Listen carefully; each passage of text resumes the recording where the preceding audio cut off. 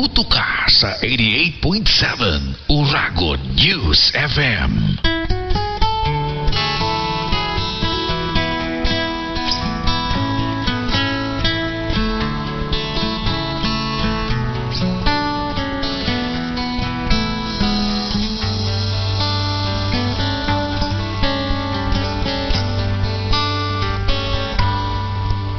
There I was, waiting for a chance, hoping that you'll understand the things I wanna say.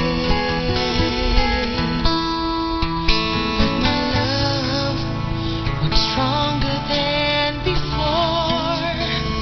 I won.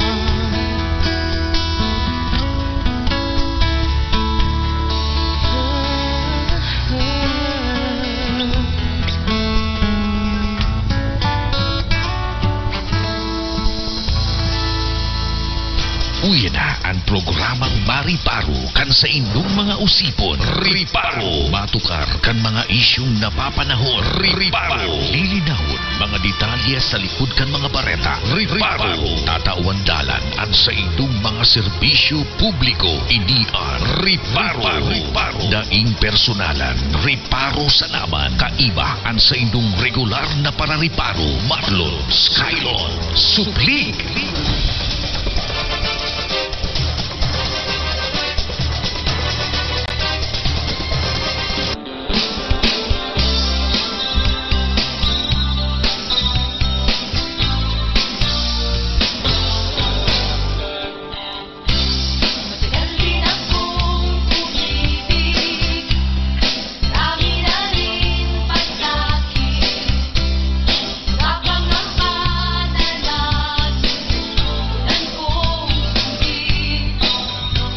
Good morning.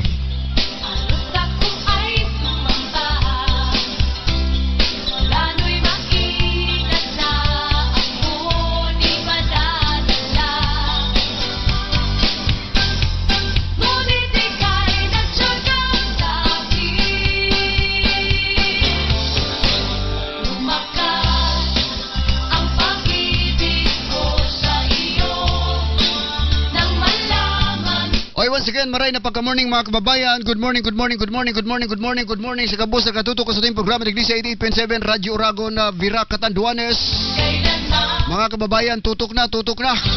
Mga mainit na mga bareta na ganap kasubanggi mga kababayan, partikularmente dyan po sa munisipyo Canbato. Antabay mga kababayan. Mga istorya, sariwang bareta na naganap mga kababayan. Ano kaya ko ini election related? Padagos na bigasikap na makaulay ta ang kuyan ang Chief of Police yan po sa Bato MPS.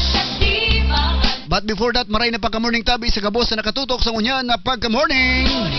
And siyempre man dyan po sa Virac Public Market, sa mga tricycle drivers, van drivers na nakatutok sa ngunyan, marhay na pagkaaga. And siyempre man mga kababayan tabi sa naman kamo, nasa linya na kan sa tuyong telepono. Makakaulay taman ang tagapagdaramkan Police Provincial Office, Police Major Ikawat mga kababayan ang tabay sa naman. Digdi lang po yan sa 88.7 Radyo Uragon Vira Catanduanes. Asin sa idong madadangog ang sa tuyong mga komento, argumento mga kababayan katakod sa duwa subuot na van na naglusob dyan sa residensya ni dating Mayor Leo Rodriguez asin nagdadalagan sa pagka-congressman ngunyan po sa probinsya ni Catanduanes. Kung saan mga kababayan sa estimate na mga nakuha tayong impormasyon na